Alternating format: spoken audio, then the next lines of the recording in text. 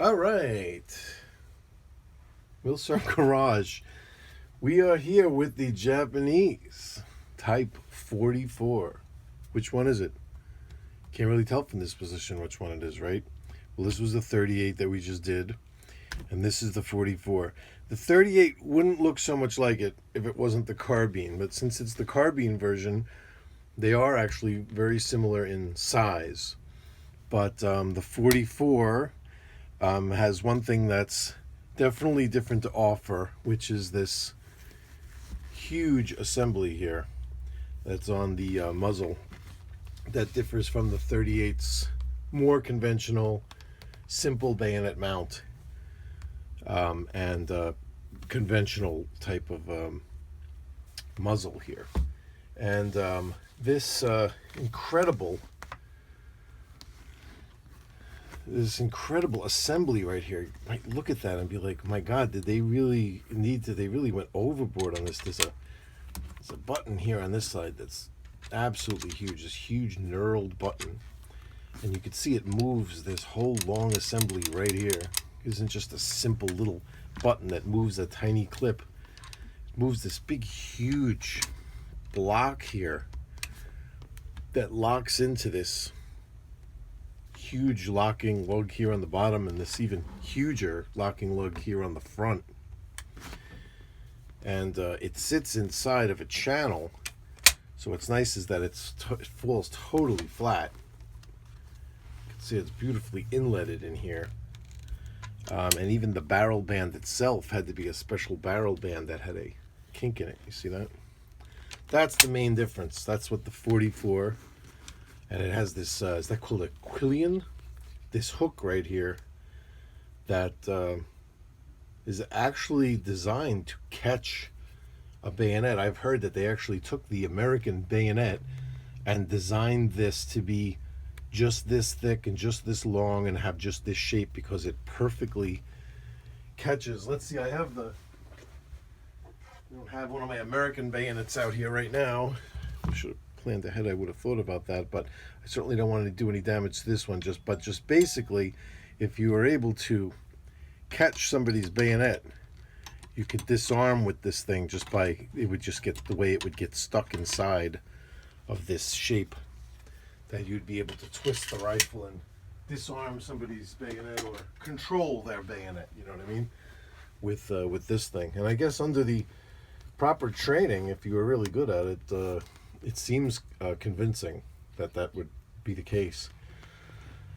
And yeah, look at the size of this assembly to it. This thing was not built for show. This thing was I am definitely confident that if I went to the heavy bag in the gym and I just went off with this bayonet, that I would stab it straight through. As far as my strength would be able to push it into the bag would be the limiting factor as to the depth and the amount of damage I would be able to do. Not that this thing would fall apart. I'm pretty confident. I mean, if you really started torquing it to the side a lot and really, like, you know, swinging it side to side and stuff like that, I could imagine that maybe you would break something, but it's not really made for that. It's definitely made for just forward thrusting motion. Its strength is in its ability to resist getting pushed back this way. So, like, as far as stabbing motion goes, forget about it. You're definitely going to be able to destroy. And its ability to deploy and at a moment's notice, being in this position is its greatest asset. Let's see, I was going to do some comparisons with the 38, but I think we could move that out of here for now and just let's just concentrate on this guy for now. Well, first, let me show you. Let's put a little clip in that shows this bayonet here in action. All right, a little demonstration on the deployment of the Type 44 bayonet. Anytime the soldier realizes that hand-to-hand combat is going to be in their near future, just a simple flick of the wrist and a press of that button, and one of the most substantial bayonets in bayonet history is at your immediate disposal. And when I say immediate, I'm talking immediate. There's no there's no fumbling with anything or trying to fit something in a groove with this one. This button is a big, huge, easily findable button that's smooth as silk to press. So it's not like anything even needs to click. It's just bang, there it is.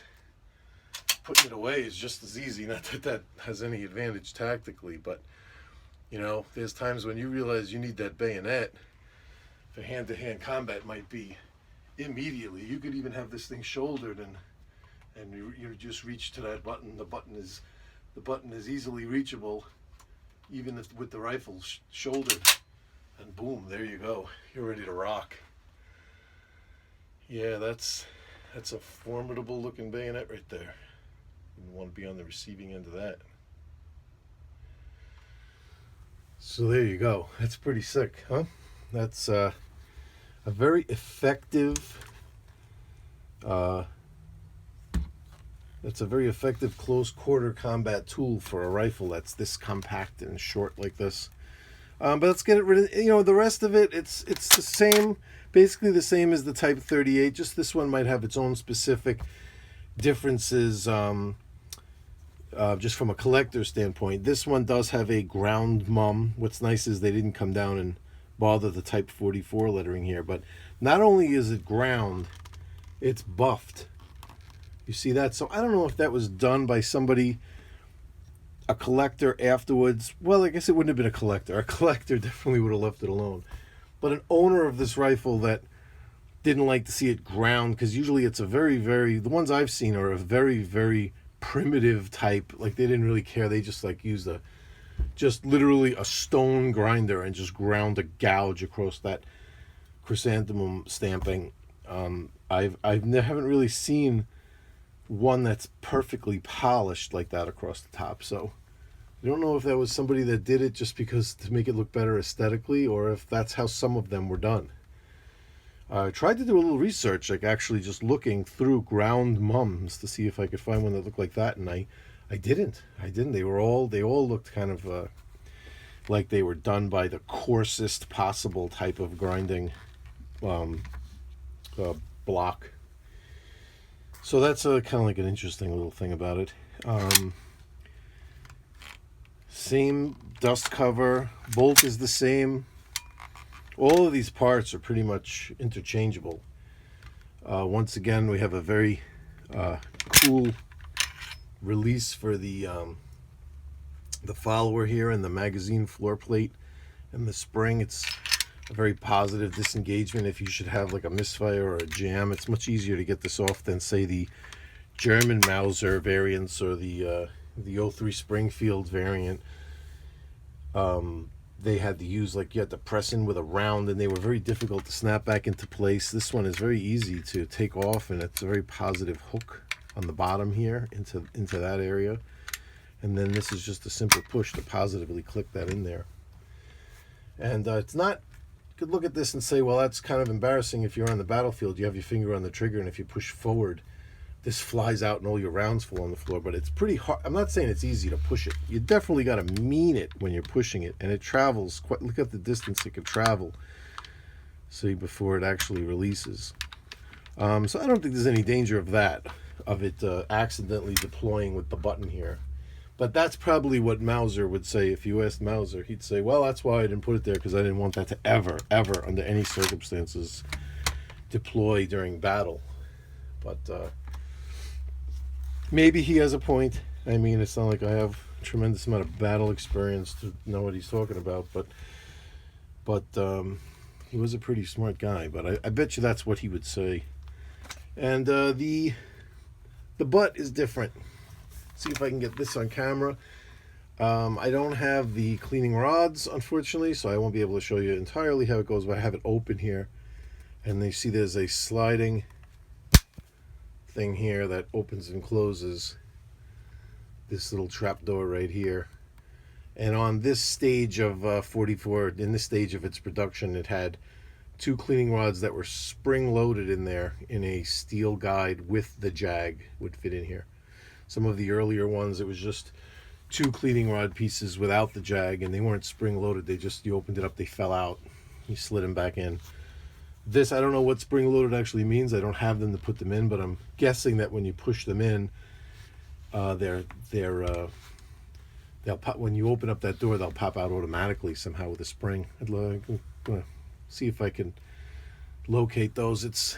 They're very expensive, those cleaning rods. The aftermarket ones are, I don't really like to use too much aftermarket stuff. This sling is not an original sling, but it is once again, the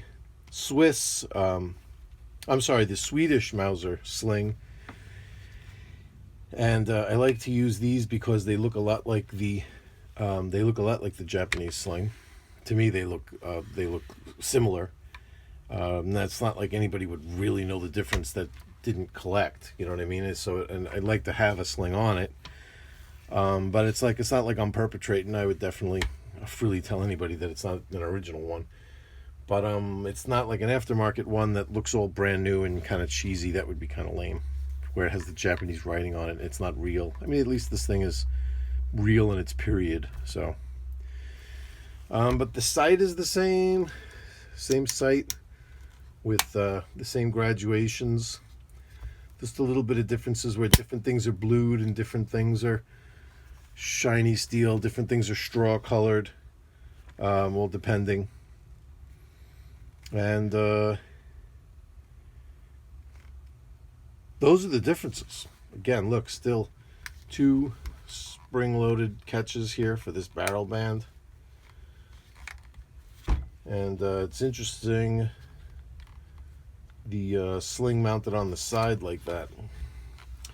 The same as the 38 carbine is pretty cool. And once again, this is for water draining. And since they had some space underneath here where the bayonet goes, it's easy to miss. They added, this draining was very important to them. They added more drain holes here on the 44.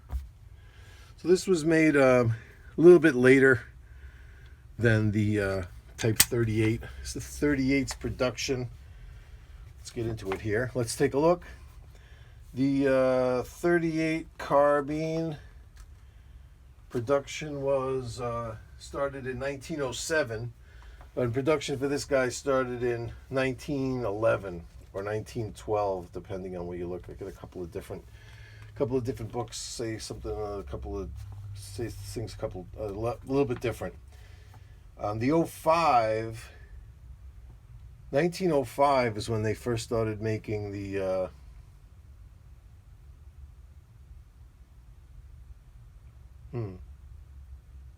I'm just reading here. Yeah, so you figure 1911, it looks like they started putting this guy out, and I'm looking, it's from different arsenals. So it looks like that's when it was adopted, but it didn't really start hitting the streets, let's say, until 1912. So there's a good 5-year difference before these Type 44s started coming out, but not as much as people think. A lot of people think that these didn't come out that early and they only came out closer to World War II, but that's not true. That's not true. They were definitely around back in the day when the 38s were first starting to get made. Let's talk specifically about this guy a little bit here. So this one is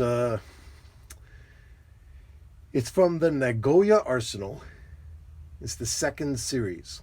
So that's these are made later on. They made these in a couple of different arsenals, and I'm going to make a separate video because these videos, it went really long last time and I never even really spoke about the numbering system and how the serial numbers went and how they made these. But basically, they had a certain way of making them all the way up until around the mid-30s somewhere, and then they had to change because they were cranking these things out just from one arsenal.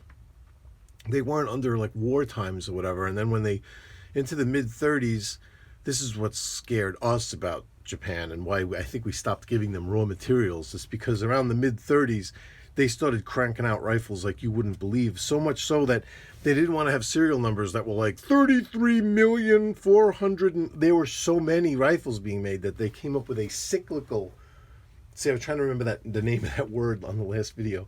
Cyclical numbering system, which means that you have a numbering system that just goes from 1 to 99,999, and that's the whole numbering system that you use.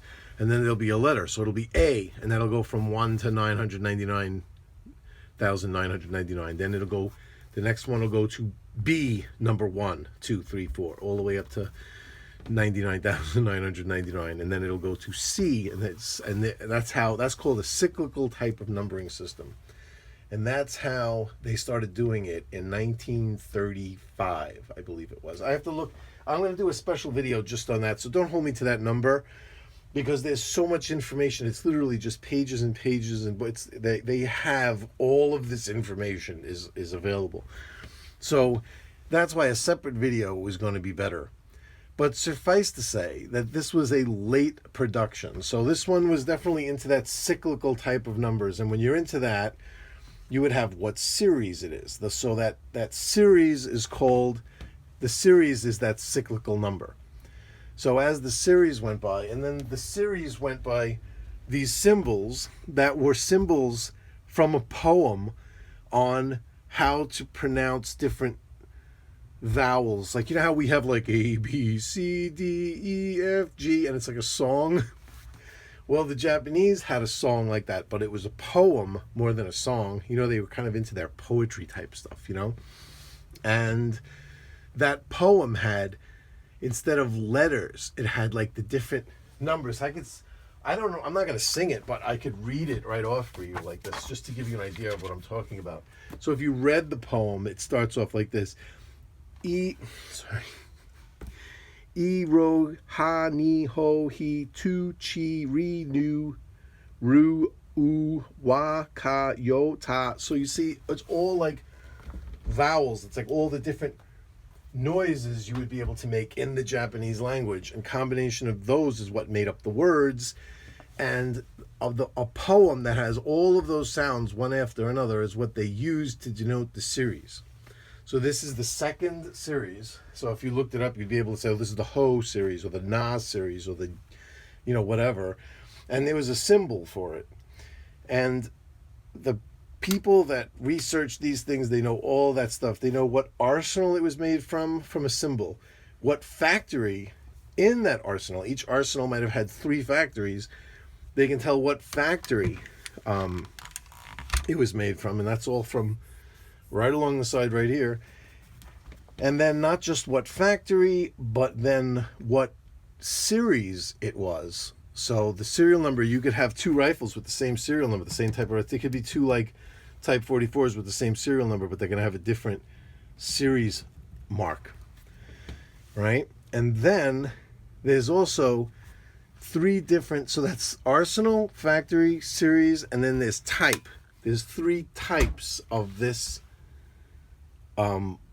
Type 44, and they're all, you could denote them all from the shape of this right here. I'm going to get to that. That I will show you. I'm going to show you here in the book. This is Military Rifles of Japan by Honeycutt. And there's the 3 different types. There's one you see both screws are close together. That's the first. Then the second one is right here. The screws are a little further apart.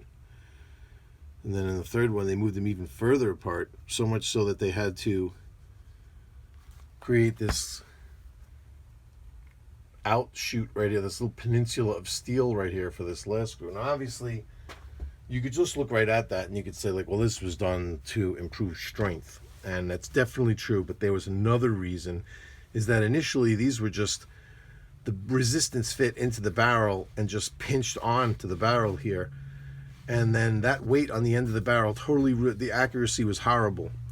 So what they did was they started floating the barrel when they moved both screws out here. It stayed like that, kind of like in the middle. There's 2 arsenals that had them that way. And then if you see this second screw out on this lump right here where it had to like protrude out into the wood, you know immediately that that's Nagoya Arsenal. Only Nagoya Arsenal made them this way, and this was the final way that they did it, with the barrel fully floated. I had done my research first, and I knew that I wanted one like this because I like to shoot, and I wanted a good shooter, so that's why I got one like this. It's like a later, which brings us to when these things were made.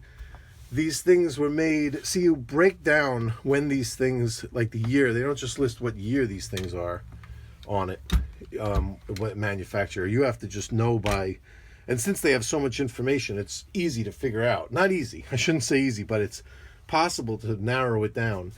So you can come up with a date that's approximate. It's within like a couple of years. Going through all my research of what arsenal made what during what time and how things were numbered and what series that they used and all of that, I come up with 1938 for this guy. And in 1939, the Type 99 carbines replaced these things, sort of, so they weren't even making them anymore. They would still take them in and refurbish them and fix them and do arsenal work to keep them in the mix as a wartime weapon of theirs. But the Type 99 carbine kind of replaced it in 39 as far as manufacturing goes. So this is obviously late production, being 30. I used to think it was 39, but a couple of things that I've read and I've bumped into, it wasn't the transitional year that this was. So it couldn't have been 37, and if it couldn't have been 39, bang, there you go. That's how I narrow it down. You know what I mean? It's like process of elimination. Let's send the stripper clip through here. Let's show you these again.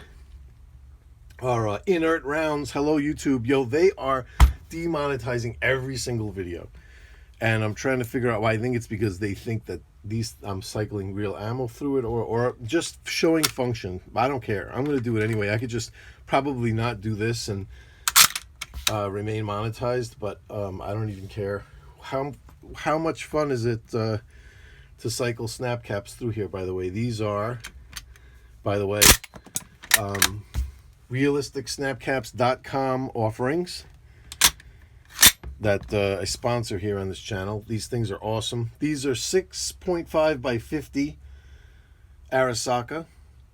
Technically, you'll see on the boxes a lot, it'll look like this. 6.5 Jap.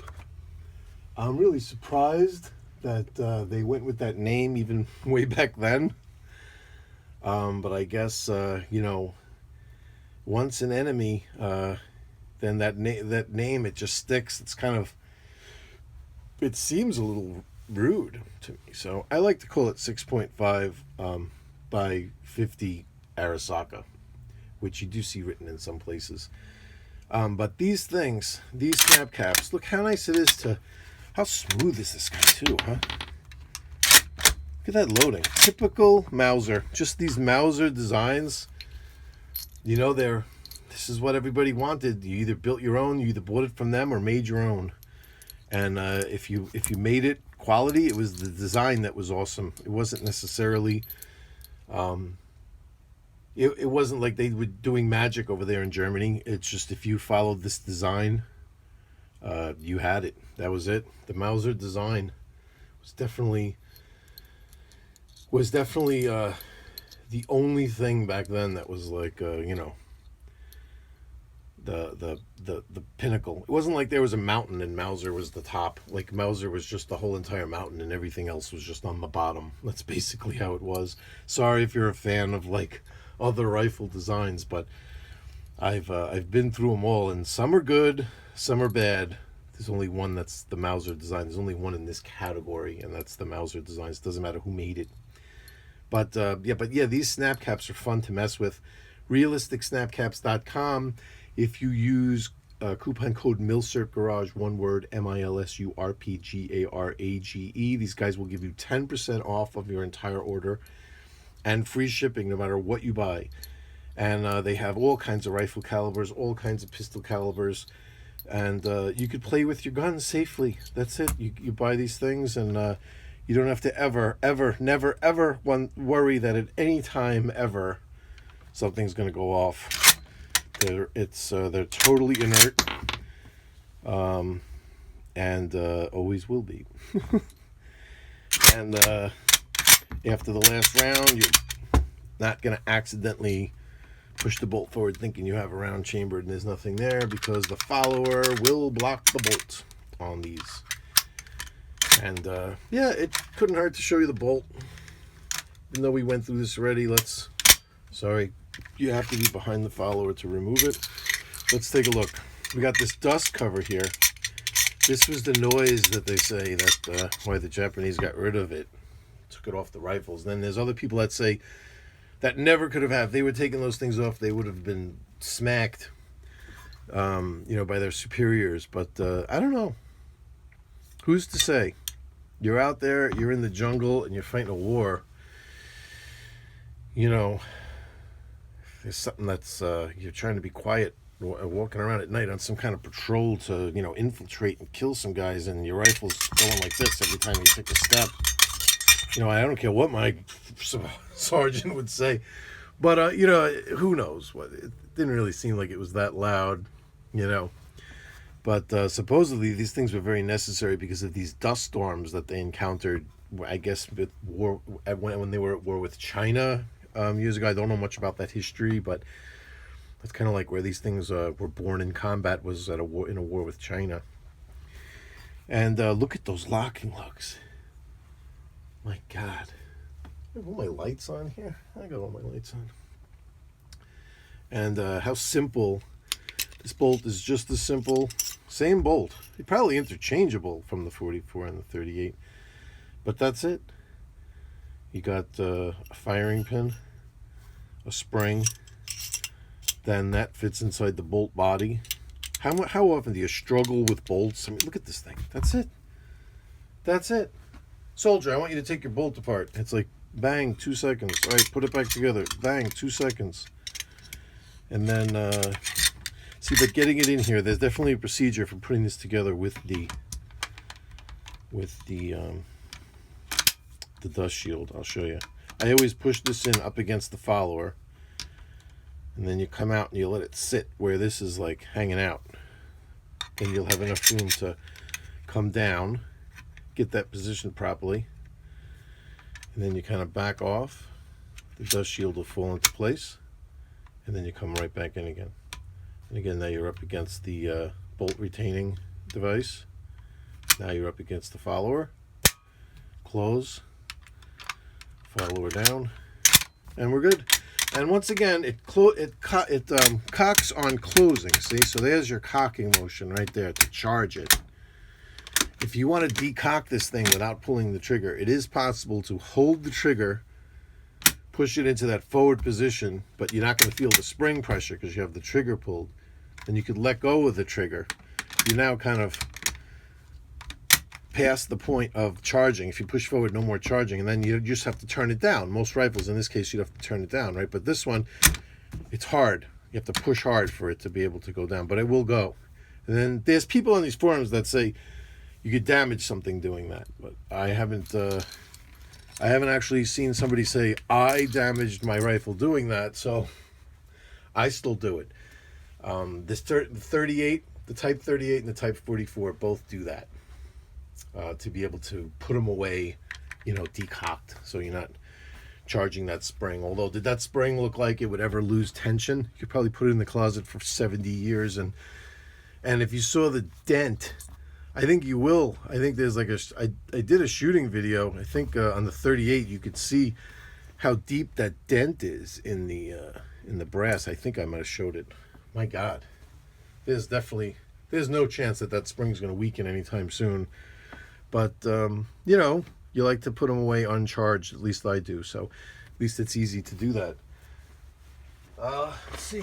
What other interesting stuff? I'm going to keep this one. Where am I? 23? I'm going to keep this one to half an hour. So I don't care where I am in this video. I'm bailing. Online, I had found this guy, Frank Allen, who has this data sheet. It was in a magazine, and you could, or online, and you could print out you could go to a PDF where you could print this out. And he was taking data sheets from everybody to compile information. This is how this type of information for books like this, big fat books like this on Japanese rifles and honeycut here. This is how they come up with all this information because man, there's just tons of information. He'll just show rifle after rifle. Here's the 44, and he'll just show. Sorry. Data sheet's getting destroyed. And this is where you come up with this information where you know what years had certain things, what arsenals had certain stuff, is by just compiling this information from examples. And that's how it works. So you send in data sheets like this. This, unfortunately, I never sent this one. But it asks for certain, you see there's certain differences. Somehow these things are important. There's only 2 series for the Type 44s. So the first and the second series. This one is the second. And you see this is what I was talking about with these. These are the marks from that poem. The second series is just a square. And if you see if you could see it on here, in front of the serial number there, that's the series number. So that would be the square. Then there's the serial number. Then back here is the arsenal. That's the arsenal mark for Nagoya. And then the Chigusa factory mark is behind that right there. See that little mark right there. So yeah, you definitely got to bust out the jeweler's loop when you're messing with these guys. But this is what he's asking for. He's asking for what series, what arsenal. And then in the Goya arsenal, they only made them in the Chigusa, sorry, am I saying Chayuga? Chigusa factory. Sorry to you, I'm butchering the Japanese language today. I apologize. But that's why it doesn't, let's see over here, it says Kokura Arsenal. He doesn't even, oh, it's Tokyo, the Tokyo Kokura Arsenal. I think there were 2 of those or something. This is interesting. We're gonna get into this more. I'm gonna do a video that's gonna just really explain how I dated these things and specifics like that. I think it needs its own video. But don't really have the time to do a video on the gun and that. And then he wants to know what's white polished metal, blued or strawed, what type of safety you have. You see on the other ones I showed the different kinds of safeties, large tang, small tang, or notched. And then other things like what stamps were underneath the rear tang and other stuff. What the firing pin looked like. Look at these different firing pins they could potentially have. Different bolt latches they could potentially have. Rear swivels, a contoured one or a semicircular one. Rifling 4-groove, 6-groove, can't determine.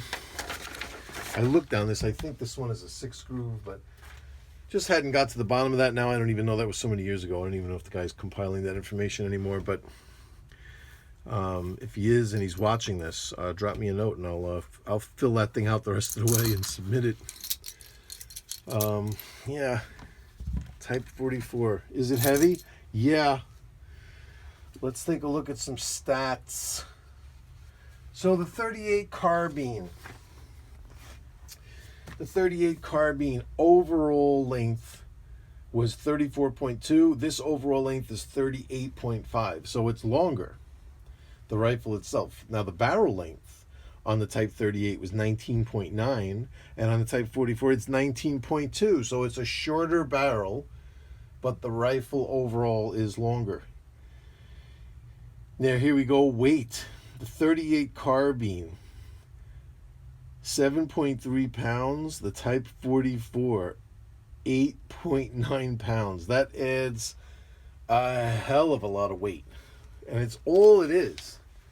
All it is this front part too. So you could just imagine how heavy if you just took this whole assembly off. But that's what was needed to come up with an integral bayonet system where you could stab the crap out of somebody without worrying about breaking your rifle. I mean, if it came right down to it, it'd be better to, you need your rifle. So it would be better not to engage in stabbing someone if you were in danger of breaking your rifle. Because even if you got that one guy out of commission, but you broke your rifle, you're sunk. I mean, what are you going to do, throw rocks at people? You know what I mean? It's like you had to keep your rifle around. So it would be better to try to not even get involved in that engagement if you're in danger of breaking the rifle.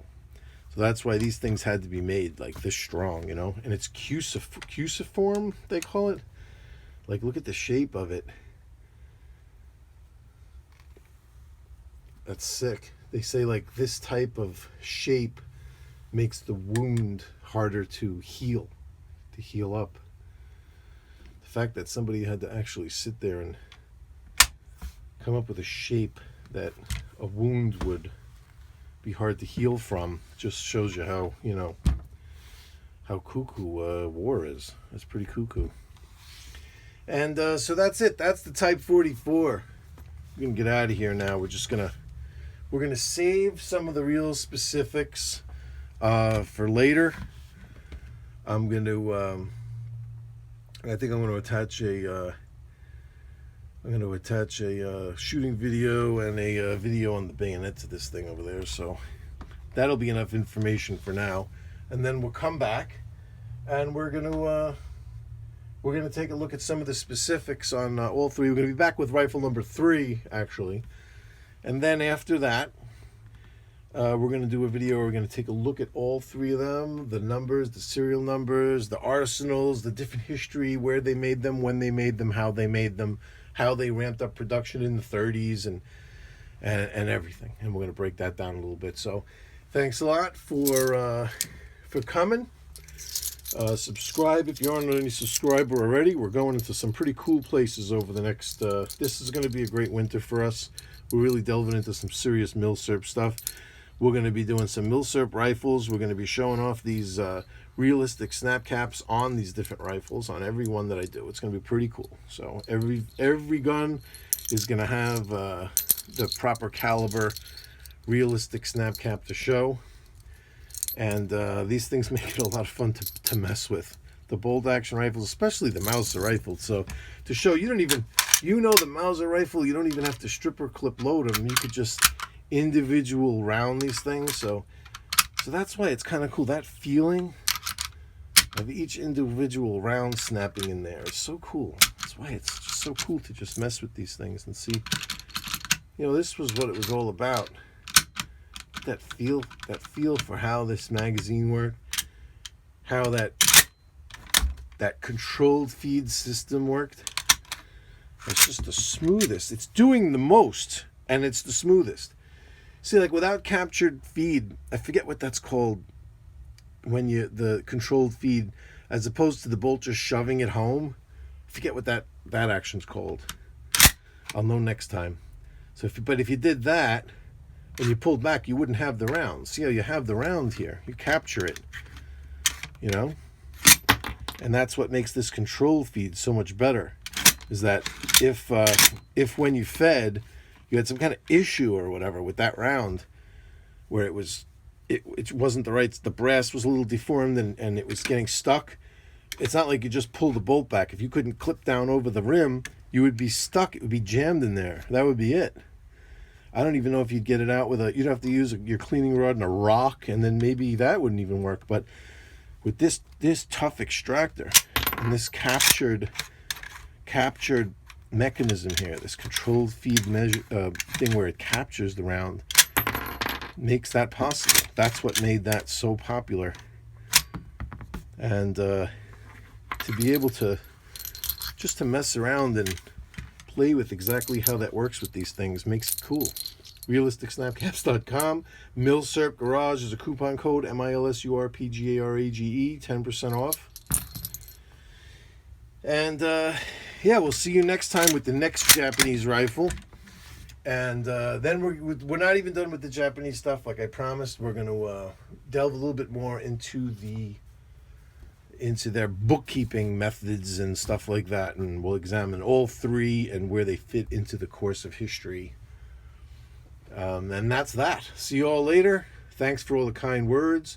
Subscribe, like, click on bells, whatever helps to support this channel. Take care, everyone.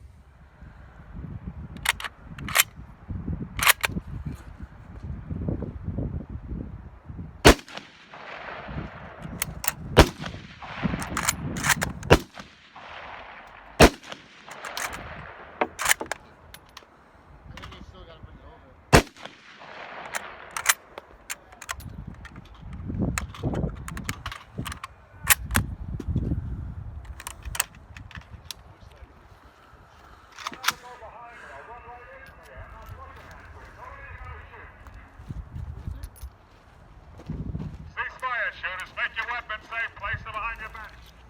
Make your weapon safe. Place it behind your back. Yeah, that's funny. I forgot to mention there that somebody got yelled at my local range. It's amazing the amount of abuse that we endure as firearms enthusiasts at the hands of range officers. But usually at that range, though, it's because somebody did something stupid, so in his defense. Yep, see you all next time.